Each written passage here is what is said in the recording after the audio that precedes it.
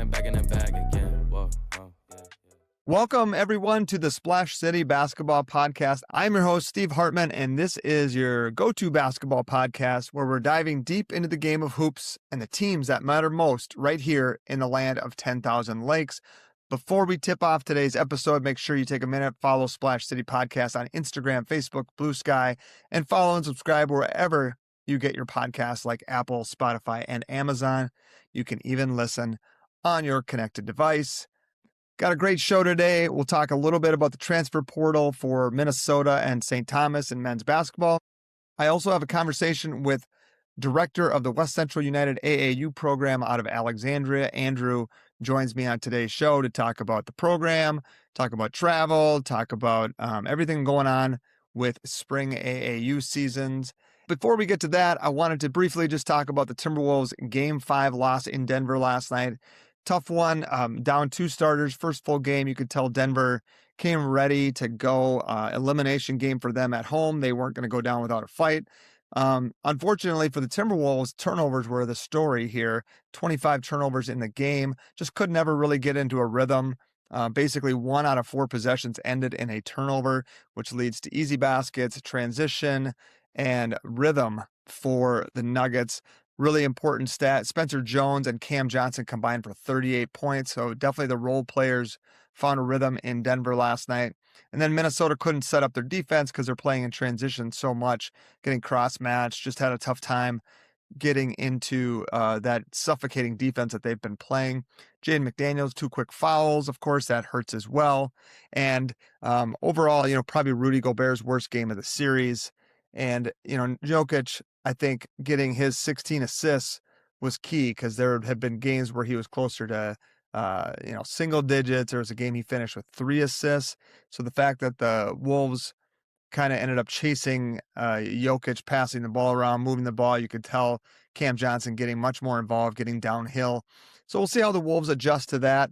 One thing I thought of today following the game was about more maybe Io Julius Randle pick and roll. I know Rudy's a great screen setter, but getting Io downhill, having a lob threat like Rudy in the dunker spot, and then having someone like Julius who can play that short roll a little better and facilitate getting him the ball on the move or in some space versus having to post up at the elbow, try to work his way down on the dribble, just as a way to maybe clean up some of those turnovers. I think might be an opportunity. TJ Shannon, he played a little more last night, but I think a lot of fans were hoping to see more of him in this game. Ayo Dosunmu obviously comes back to earth a little bit, though didn't play bad, just not his 43 points. So the Wolves are definitely going to need more Jaden, Naz, and Julius in game 6. Really pivot, probably the most important game, right? Timberwolves have to treat that like a game 7. You do not want to go back to Denver, especially without your closer, without Ant. That's crucial. So I think the energy Thursday night at Target Center should be awesome. Chance to close out the Nuggets. We'll see how the game goes. I mean, I'm a little curious on the Mike Conley minutes, Kyle Anderson minutes. I think Finch, I will say, in game 5, to me, felt like he was feeling it out. He knew there was a game to be, obviously you want to win every game and you want to close it out as soon as you can. But I do think there was an element of, let's see what we got. Let's see who's playing well. Let's see who can run the defensive game plan, who can make the right reads and rotations.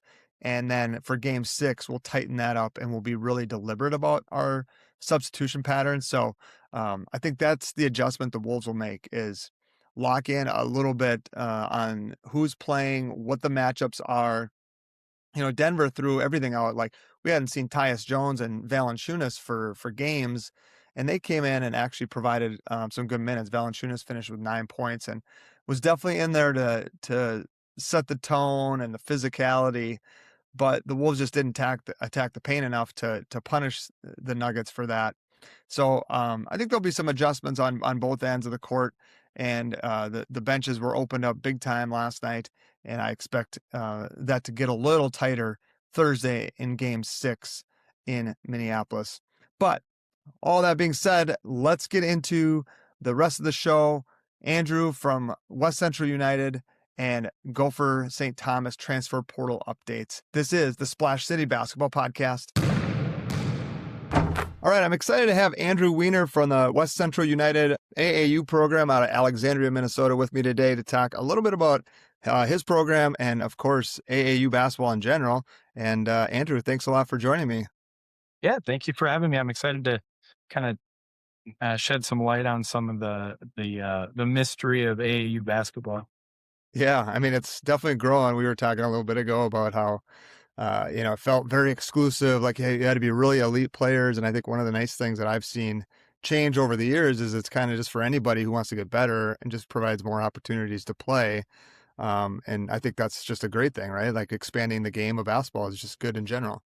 Yeah, I just had a conversation with someone last weekend about how there's obviously levels to everything, and the high level teams are for those more elite players, but now there are all these teams that if you're a lower level player, you just want to get better, you just want some game experience. There are teams that will fit that, and there's definitely a market for it. And I think it's good for growing the game for sure. Yeah. One of the things that we were talking about, I had this conversation with another parent the other day about like distance and travel, like you guys being in Alexandria, greater Minnesota. Yeah. There's not as many programs out there.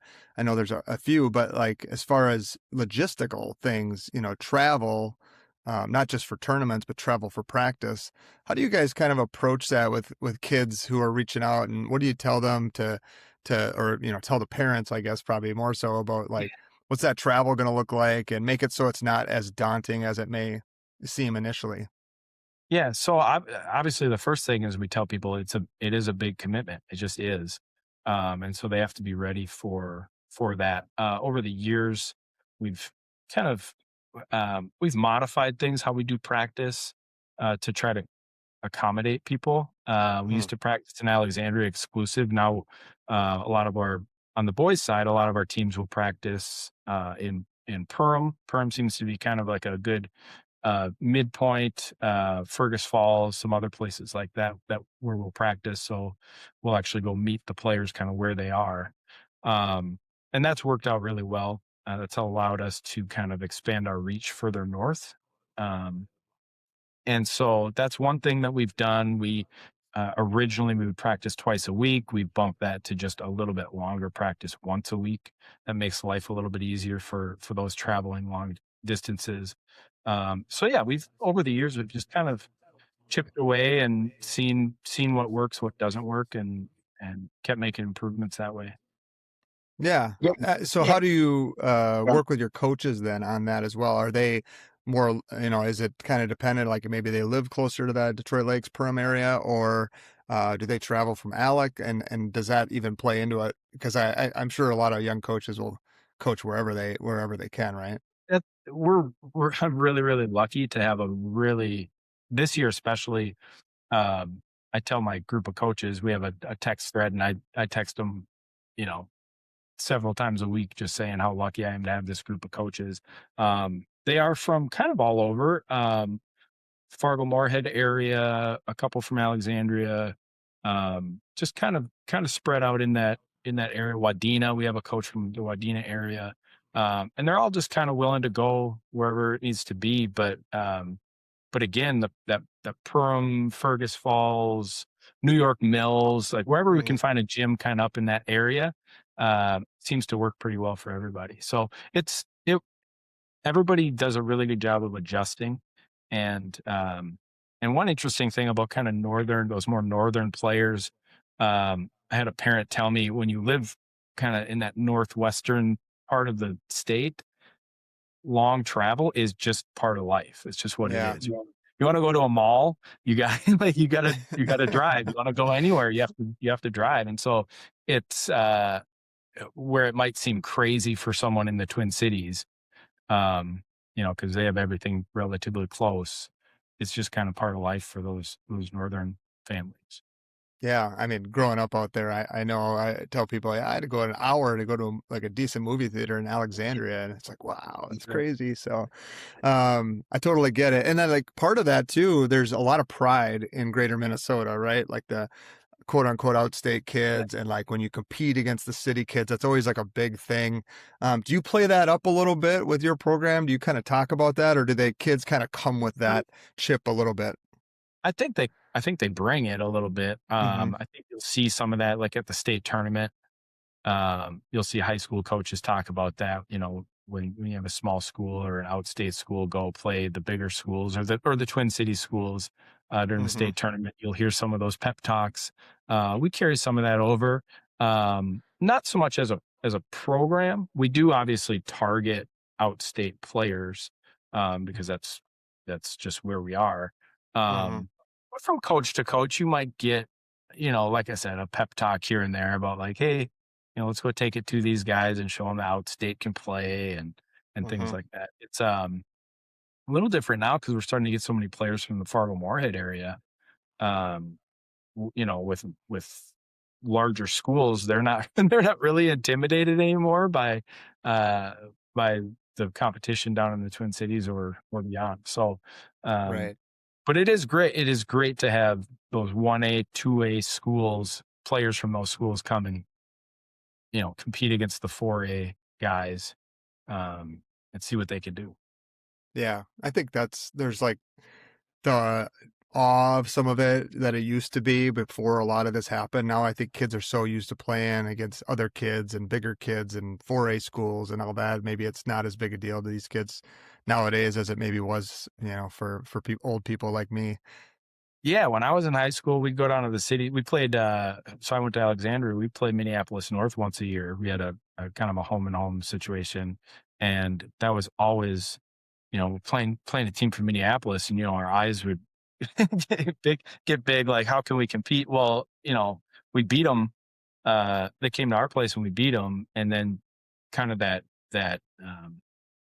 mystique of it all kind of wore away, and we're like, all right, if you can play, you can play regardless Hmm. of where you're from and all that. So, um, that was kind of one example, but now like you said, kids play all over the place year round. And so it's just, nobody's really scared anymore, which is great. Yeah, yeah, agree. Let's talk a little bit more just in general about your program, your philosophies, how it started. Maybe we could start there. Um, is this something that, just always passionate about the game and started, and like what year and how did you kind of get all started with your West Central United? Sure. So I was a very mediocre player in high school. I played at some junior college. I played 2 years of junior college at Rainy River. So Mm. speaking of being way up north, that's right on the Yep. border of Canada. So I played for a couple of years there. And then went to St. Cloud State for the second 2 years of my college. And while I was there, um, Chris Lewis, who runs the Minnesota Comets, they're out of St. Cloud. He asked me if I wanted to referee just for a little some side money, basically. Yeah. And I started refereeing. And then around that time, he became the varsity coach at Foley. And kind of, it's so long ago, I don't remember the exact timing, but basically he asked me if I wanted to assist. What was it? It was the assistant coach for the 9th grade Foley Falcons. Okay. And so I jumped on that, and then he asked if I wanted to coach a Comets team. And I did those things for a couple of years. And that I kind of got the coaching bug from that. Hmm. And went off, continued my schooling. When I finally moved back to Alexandria, where I'm from, and there was nothing really in this area. The Comets were in St. Cloud, which is a little bit of a stretch for some players around here. So Hmm. just started something. We had one team. We had 9 players that first year, and it's just kind of slowly built up. And now we've got 2 teams per grade, starting in 6th grade all the way up. We've got 14 teams on the girls' side, and it's just kind of slowly built into something that's pretty cool, pretty near and dear to me for sure. That's awesome. You're like the third guest I've had that has a couple of years or at least a couple of years of refereeing, and I think that's like a really important element, right, to coaching. I See the just other side. I think it was last weekend or 2 weeks ago, I made a comment to a ref. He seemed to be having a hard day. And just, I kind of made the comment. I said, I've refed plenty. I get it. Like, don't worry about it. I get it. And Yeah. so it does give you a little bit of insight, when you want to get after a ref a little bit, just having that experience, like, all right, give him a break. Right. You mentioned your coaches earlier about how lucky you are with this group of coaches. Curious, like how much do you provide and guidance on like this is the style we want to play, or do you give them like full autonomy, like your team, I'll let you, if you want to be a trapping team, if you want to be man-to-man pressure, like whatever it is, like how much do you kind of work with your coaches on the style of play? It's a really good question, because it's something that comes up every year as we get new coaches. We have a kind of a general way that we like to play program wide, but which, broad things. So on our, you mentioned earlier about our, on our website, it says we like to play the right way. We don't like just rolling the ball out and saying, go get them. We don't love dribbling the air out of the ball. We don't love, just guarding our guy and don't worry about what happens. Just don't let your guy score. We don't love that. And I think a lot of people think there's a right way and a wrong way to play team basketball and good basketball. I reference the Spurs, kind of the early 2000s Spurs a lot when I'm talking to my teams, and just how that ball would it would just move, and it's impossible to defend. And so that's kind of, as an umbrella for our whole program, we move the ball with the pass, not the dribble, kind of cliche, all those cliches, but they're cliches for a reason. So that's kind of the overarching style, but I do give coaches a lot of autonomy as far as, coaching to your personnel, not just your style as a coach. If you got the athletes to, run and press and do all these things, then by all means. If you're big and slow, well then figure out a style that fits that. And we've had plenty of both over the years, and so our coaches do a really good job, and we kind of get together, and there's a meeting of the minds about with each of the teams, what do we want to do? So I have a pretty good insight as far as what all the coaches are doing from year to year, but not to I don't want to be too, I don't want to take the fun away from that. Everybody's got fun ideas about what they want to do when they coach a team, so I let them explore that. You mentioned the early 2000 Spurs. Do the kids understand what that is? Like, do you have to pull up the YouTube videos? Exactly. They do when I'm done with them. Okay. I love, I'll send, I'll get on a group text with my players and send YouTube clips, and it's got classical music in the background, because it's just like the beautiful poetic game, right? Yeah, poetic. And so that's the idea. I have stolen who knows how many plays from Greg Popovich and put in as a part of what we do. And it's more fun. And I think the kids once they start to get the hang of it, they agree that it's a really fun style. The ball moves, you play faster that way. Everybody's involved. And it's, I just think it's a great style. Yeah. I would guess you're a little bit of an outlier. Like I see a lot of ball dominant team, like, a couple guys, probably mimicking, some of the NBA stuff that you see. And I think like the Timberwolves are a great example. When they're playing well, the ball moves. And when it's in Ant and Julius's hands and it kind of gets pounded too much, then they kind of get bogged down. And it's obvious to a lot of us, and it's just hard to see, like, watch teams struggle with that. But I would imagine there's lots of just pick and roll and a lot of AAU games nowadays. A lot. And part of that is part of that's coaching. A lot of it's just kind of players being players. Coaches can, a lot of those times when you see a ball dominant player and he's just dribbling the air out of it, if you look at the sideline, it's not what the coach is wanting necessarily. Right. But you have players. My 16U team right now, we've got at least 3 players that are just, I can't even imagine. When I was in high school, if I was playing against these guys, it would have been so embarrassing because kids have gotten so skilled and they're so Yeah. much more athletic and they're in the weight room more and they're just, dunking is like if you're 5'10" or above and you can't dunk, it's embarrassing now.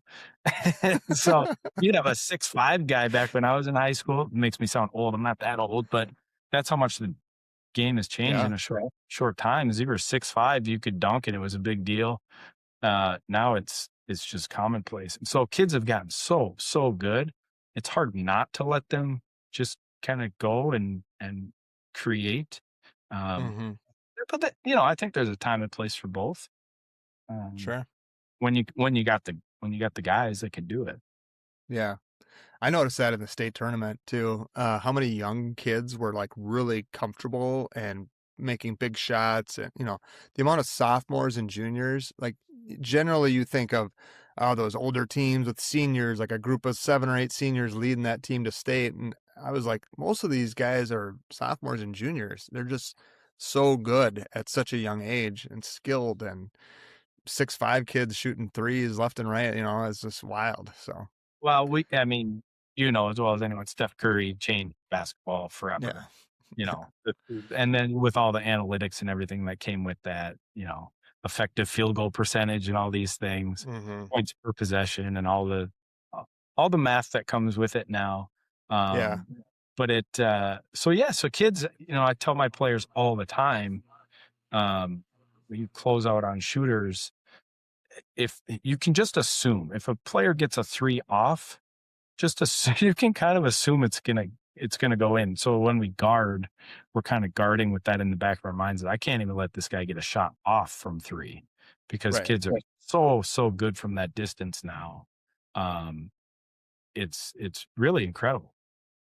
It's funny, like watching games with, I don't know if your parents are like this, but like my dad would be like, oh, like they, you know, look at that bad closeout. He just flew by him. And I'm like, I think that's by design. I think they're trying to run guys off the line, force them to put it on the deck because they're less comfortable.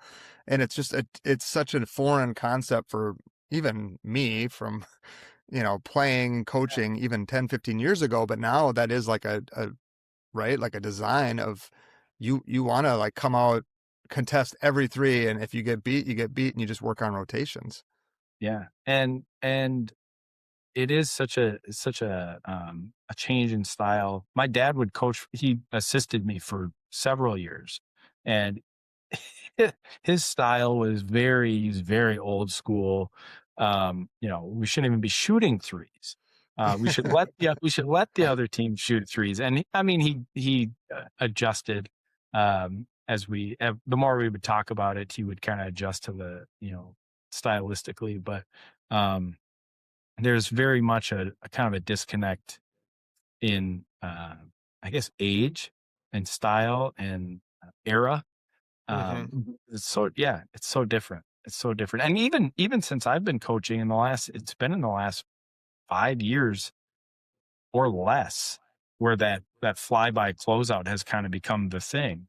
We would always talk about, short choppy steps with, both hands up. And, that's what college coaches were all about, was the squeaky shoes. And it's still important, but when you got a 3-point shooter now, it's just try to run them off the line any way you can. Yeah. You were talking about the Spurs teams and showing videos. My son hates me because I've literally talked about Hakeem Olajuwon for like the last 2 weeks because we were debating. Yeah, we were debating Rudy Gobert amongst the greatest defensive players of all time, and I think my last podcast maybe. But I was like, Hakeem Olajuwon, like, do people even know? They talk about Chet Holmgren and even Wemby obviously being 7'5" or whatever. But I'm like, Hakeem was 7 feet, hitting fadeaway baseline jumpers, ball handling, spin moves, blocking 3 shots a game. I mean, he was unbelievable. And yeah, my son is like, yeah, I've already seen this clip, Dad. You Thanks. can have a whole podcast about Hakeem Olajuwon. I mean, you can have a whole episode about that guy. I am squarely with you. I think he's even better than Shaq just because he could make free throws and make shots further than 8 feet from the hoop. Yeah. And beat him head to head in the finals. And he beat him head to head. Well, Shaq was young. I think it was his rookie year. But we'll get. Shaq has obviously changed basketball forever. But no, I'm with you. Olajuwon was, and then you also know, I mean, we're getting way off into different territory. But when the guys like Kobe and LeBron and all these guys are going to Olajuwon to learn footwork, it tells you all you kind of need to know about how great that guy was. That's a great topic to bring up, because that's one of the things that I feel like the skill on some things is really elevated, but I do think there's some nuances to the game that maybe have suffered or gone backwards. And I'd say footwork is maybe one of them. Maybe it's because they don't call as many travels, like the step through. That's a big thing, right? And I feel like that used to get called as a travel all the time, and now it doesn't. So like, do you see that? And like, how does that, with coaching or even just watching AAU, like what is the footwork situation? I feel like, so all these kind of old school things, the old school, fundies, as I call them to my guys, but the fundamentals are timeless. We talk about playing off 2 feet, and I know that's kind of a cliche too, but all these cliches are they're cliches for a reason. Playing off 2 feet makes you so dangerous. And I've got a player right now who's just a phenomenal basketball player, and among all of his attributes, probably his best attribute is his footwork. Really, really great soccer player also. And I think that has a lot to do with how he controls his body and his feet.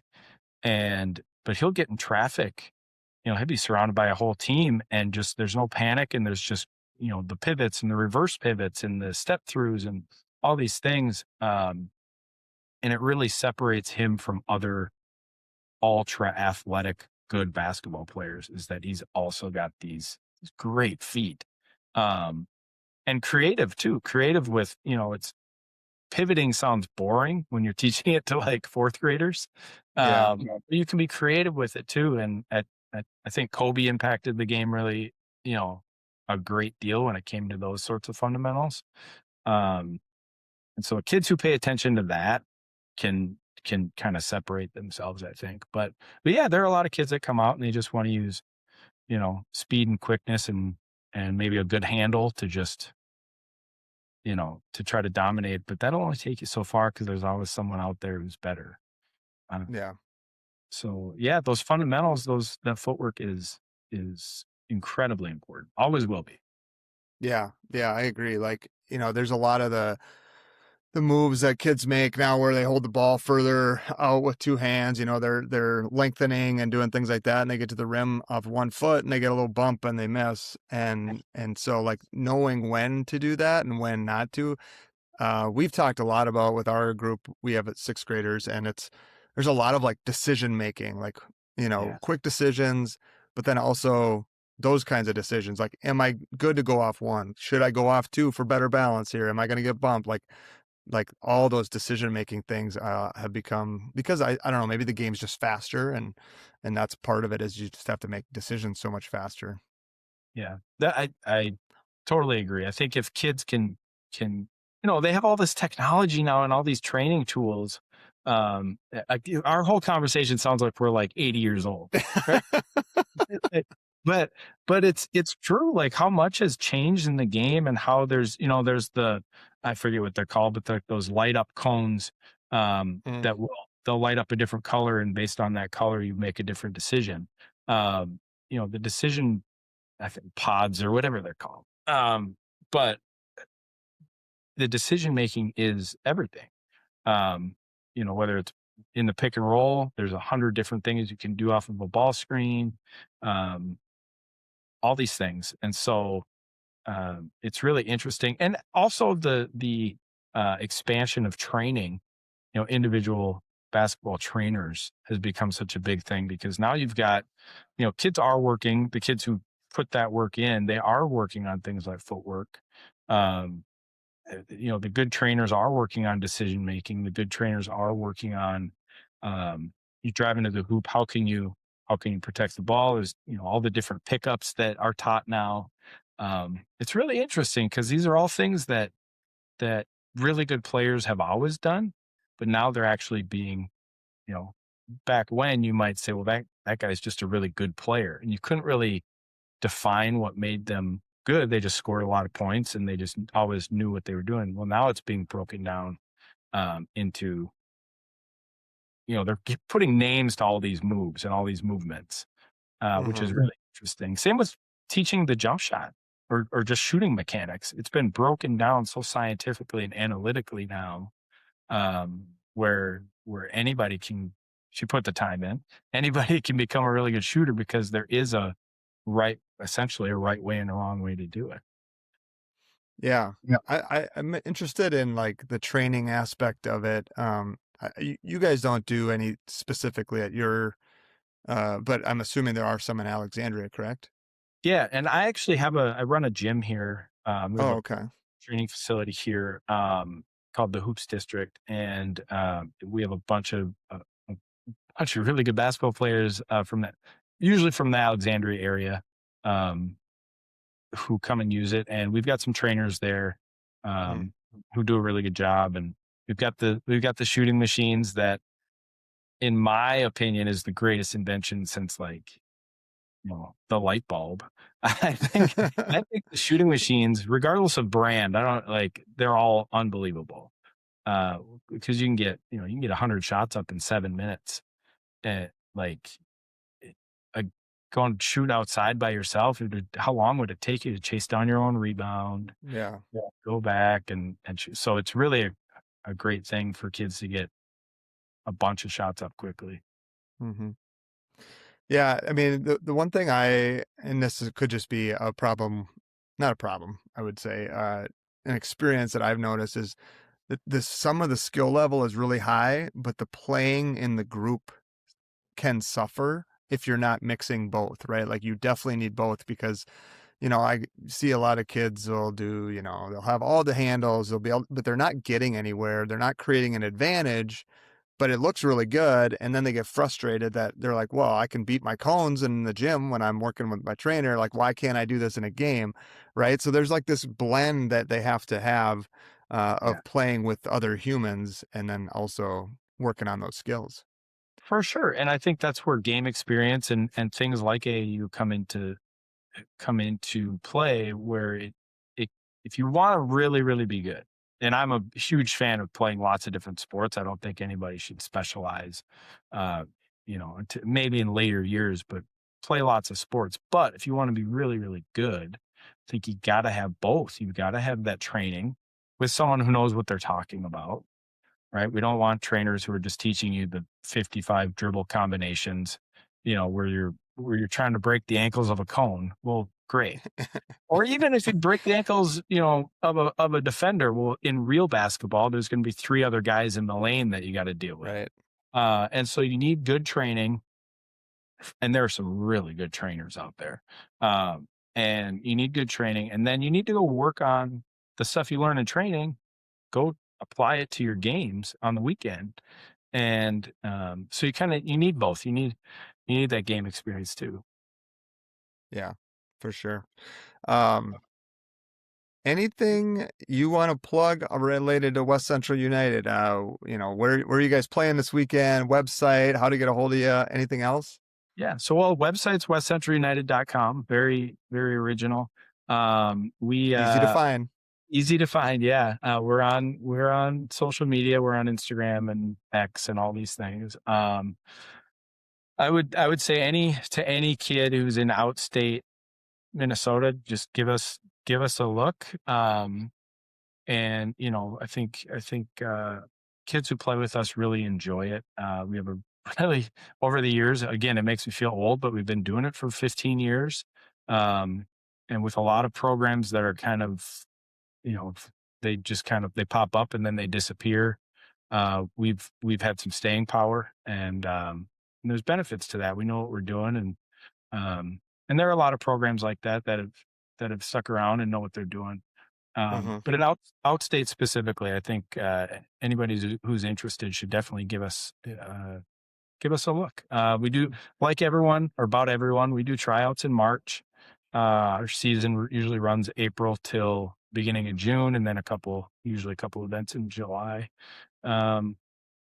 Yeah, and then other than that, we've also got here in Alexandria. If anyone's watching this in Alexandria, we've got the Hoops District, which is a really cool 24-hour training facility that allows kids to a secure facility, so people can come in anytime. Parents can drop kids off, and they can get a good workout in real quick. And yeah, it's just a cool space. Yeah. We talk about Minnesota. Well, I don't, but people talk about Minnesota as like the state of hockey, right? But I still will highly advocate that the state of hoops is very strong here. And yeah, there's a lot of northern towns. You talked about Rainy River, Rainy Lake. Like, yeah, a lot of hockey up there, but man, you get into some of those rural parts of Minnesota, and basketball is huge. And Alexandria, I know, has a great hockey culture, but that girls and boys basketball program there is really good, and there's a lot of good programs around the area. Quick question for you. What's Sure. like the farthest someone is traveling right now? Do we got any War Road kids coming down to Alec to play, or what do you got? Close. We've got, let me think about this. Right now, we've got a couple players coming from Newfoldland. Newfoundland. Newfoldland. I've heard of it. It's a co-op school, and they're called the Northern Freeze. Oh, sure. How far north they are. But we got a Yep. couple guys that come from up there. We've had Thief River Falls. We've had some kids from Red Lake County. So we get up there a little bit, but yeah, right now Newfoldland is the furthest north that I can think Okay. of. And then I'm assuming down past, like, do you get down to Wilmer? Any kids from Wilmer area or New London up that way, or Yeah, occasionally New London. We've had a bunch of kids Yeah. from New London. Occasionally we'll get a Wilmer kid. We've really, since we started practicing a little bit further north, we've really got it's kind of focused in that northwestern corner of the state, and then also kind of the border, some of the border towns in North Dakota as well. So Sure. Okay. Well, awesome. This was great. Appreciate you coming on and sharing your wisdom. And it sounds like we could go back to and doing some 90s, early man. 2000s stories here. So I don't know if you've seen on social media, there's so much stuff right now. There's a guy or several guys that talk about elite ball knowledge, and then they just drop random names of basketball players that are unknown. And I can't help myself. I go on and I post random names on there just because it's like, I don't know why that's so fun or nostalgic, but it's that 90s era is so great. It is. I mean, it was. I know it's. We do these lists and they talk about players from different eras, and I'm like, man, each era is its own thing, and whether it was Bird, Magic, or Jordan, Stockton, Malone, like, we had a coach actually this year who's kind of like, I don't really like pick and roll, and I'm thinking, dude, this has been the play in basketball for like 50 years. Like, it's the most repeatable like thing to do, and just there's so many things from the game that can be taken, even in those eras, like the 90s, obviously very physical, low scoring, and so we were debating on who's the best offensive player ever and where Jokic ranks in that, and it's like in the 90s you had scores of like 83 to 80. Now it's like 120 to 115. Like, how do you compare who's better offensive player based on that, right? It's funny you say that. It's so interesting because there's so many great scorers in that era, but the final game scores were so low, which actually makes it even more impressive when a guy like Allen Iverson scores 40, but his team only scored 89 points. It's but yeah, those sorts of guys going back in the 90s, early 2000s, obviously biased because that's when we grew up, right? But Yeah. that was the height of NBA basketball, I think. Yeah. And you were talking about the Spurs. I think like the Warriors were that way a few years ago, right? Like the ball just doesn't stick. And I think that the Spurs today, you can still feel Popovich's presence on that team, the way they play. And so there's still a lot of teams doing it and, kind of playing quote unquote the right way. Yeah. And, the Nuggets kind of can be that way too to watch. I mean, number one offense in the league. So, yeah, Well, hopefully not on Thursday. Hopefully not on Thursday, man. I know it took me everything to not, I'm trying to like take a break from the Wolves just today and tomorrow so I can kind of get my head right after last night. I've been staying up till, yeah. I mean, these 1 a.m. bedtimes are not helping. I'll tell you that much. I know. I wish they would start a game at a regular, can we get a 7 p.m. tip off would be great, but it's worth it. Thursday at 8, maybe. We'll maybe get an 8 o'clock. We'll have to be okay with that.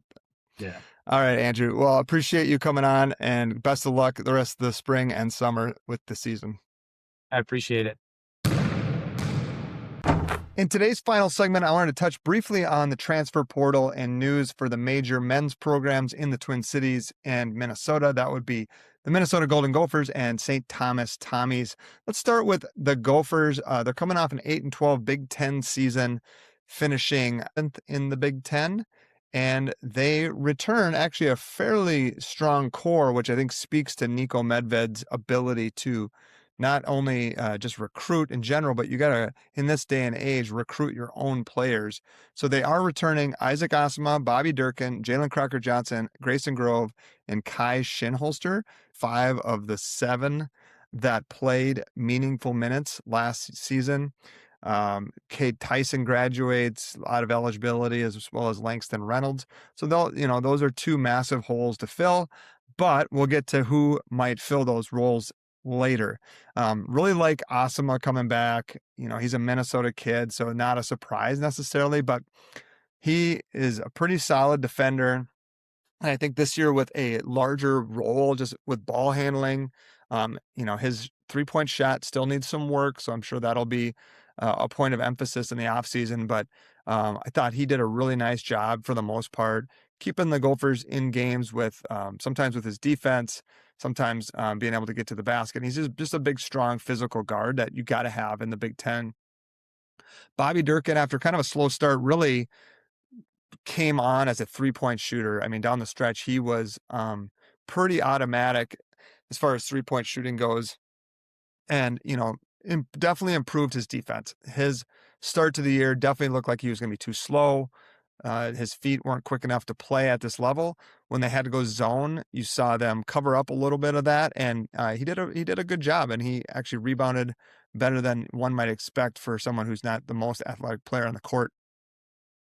Jalen Crocker-Johnson comes over with Nico from Colorado State and has an outstanding year, averaging 13 points and almost 7 rebounds a game before he had a foot injury that ended his season about a month early. That was really too bad because the Gophers were playing pretty good basketball when he was on the team or when he was playing. And I think he's probably the most important piece coming back just to provide that toughness and some scoring ability. Again, his 3-point shooting wasn't great this year, but he had some really impressive moments and games when they needed him. I think him getting back to playing at the 4 position will help him as well, as he had to play out of position a lot of the year when Robert Vaihola went down with an injury. And then Grayson Grove also, when the season started and I saw them in a scrimmage, I didn't have high expectations for him. I just felt like maybe he was just a little bit not strong enough, but I think his strength improved during the season, which is really impressive. And he became a very valuable kind of, lunch pail guy, like getting rebounds and making good decisions. He's a really good passer out of that high post that the Gophers like to run. So, I think he'll probably come off the bench next year, but don't be surprised if, they need him. Obviously, he's comfortable stepping into a starting role, has to work on his free throw shooting. That was a major issue this year. I think if he can do that and be a little bit more of an offensive threat, he becomes a pretty solid player because defensively and rebounding and passing, he's quite good and quite skilled. And then freshman Kai Shinholster, who came off the bench, appeared in 31 games, averaged about 13 minutes per game. I actually thought defensively for a freshman, he was pretty strong.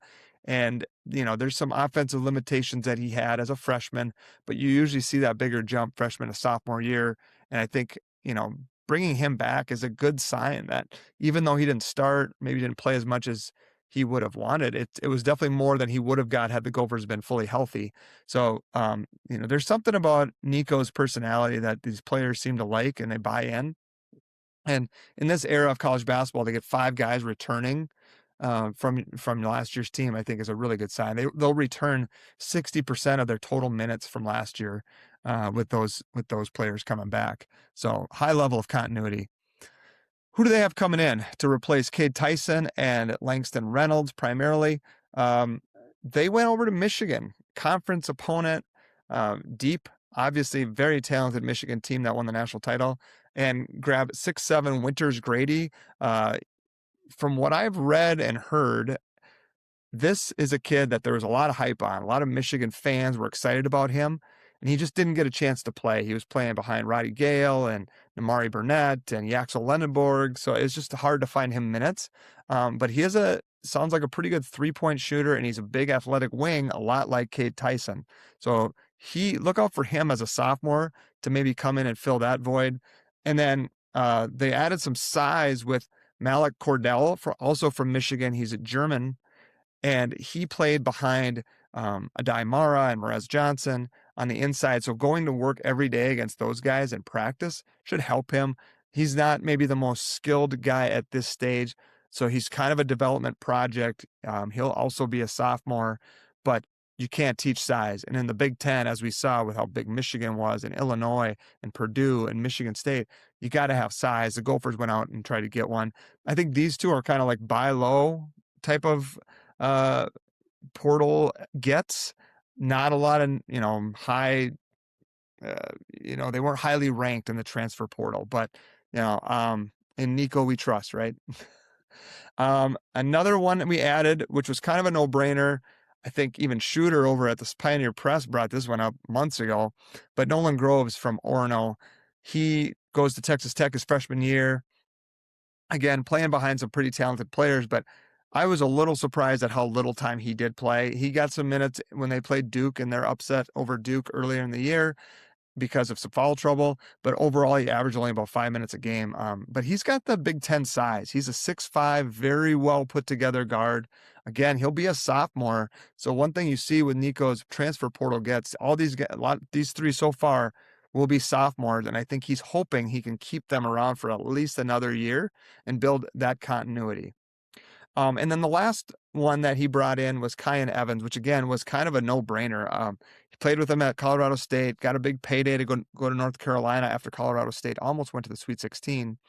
And Kyan Evans, much like Cade Tyson at North Carolina, just didn't get a lot of time, didn't really fall in love with Hubert Davis's system, and seemed to struggle at North Carolina, even getting, he started the season starting and then he came off the bench, just seemed to lose some confidence, didn't seem to fit in. But I think Nico knows Kyan Evans and vice versa. And I think this is going to be something where you're going to see another like resurgence.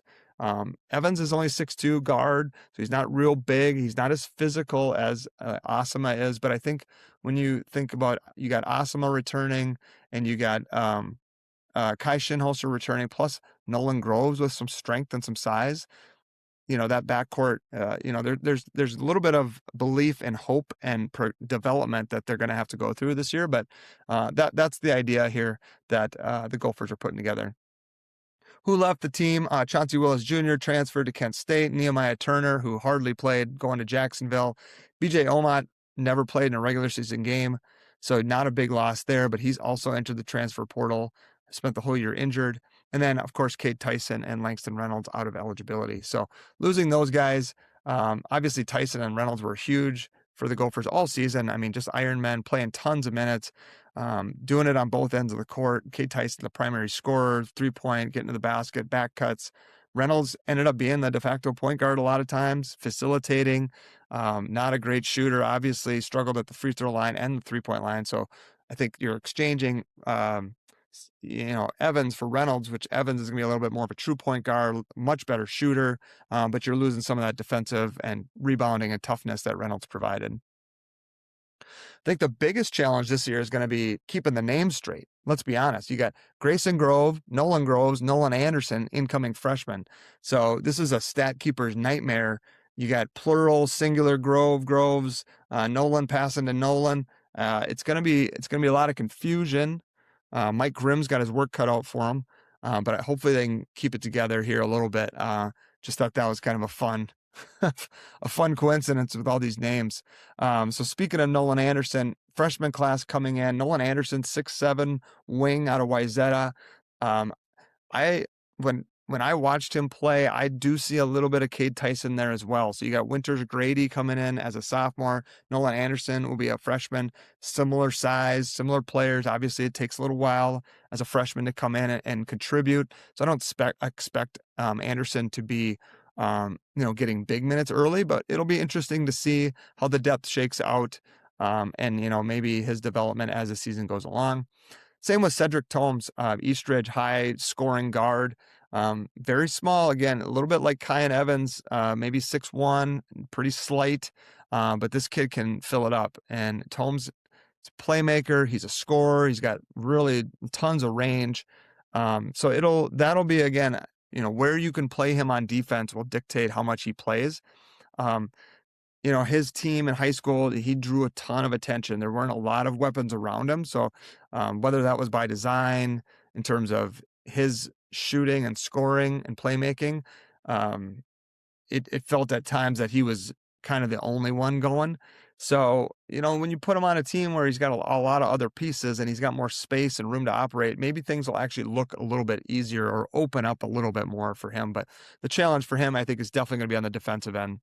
And then the Gophers are also bringing in 6'10", I believe, freshman Chadrick Myope from California. Big wingspan, this big project here. So the Gophers, I think, are hoping that between Cordell from Germany, the transfer from Michigan, and Myope, that they have some size here and some depth. Again, it's always tough to count on young big guys, just footwork, and they tend to foul a lot when they're younger. So these are going to be developmental projects, but they're going to need one of those two to step up and probably start, so that you can bring Grove off the bench to play either the 4 or the 5, and Crocker Johnson can start at the 4. But you can always go, they might go a little smaller at times too, with Grady and Durkin and Crocker Johnson with 2 guards. So just some flexibility there. But I think the thing I take from the Gophers transfer portal and incoming freshmen is that there's going to be some work that has to be done this summer. And I think, the Gophers proved that last year. The coaching staff got that team much better. They were way more competitive than anybody would have thought, especially considering they were down like 4 of their top 5 guys going into the year. No Willis, Viola, those 2 are out. Omot didn't play a game. And then at the end of the year, you lost Crocker Johnson. So, they maintained a competitiveness throughout the season, and actually played some of their worst basketball early, and they continued to get better.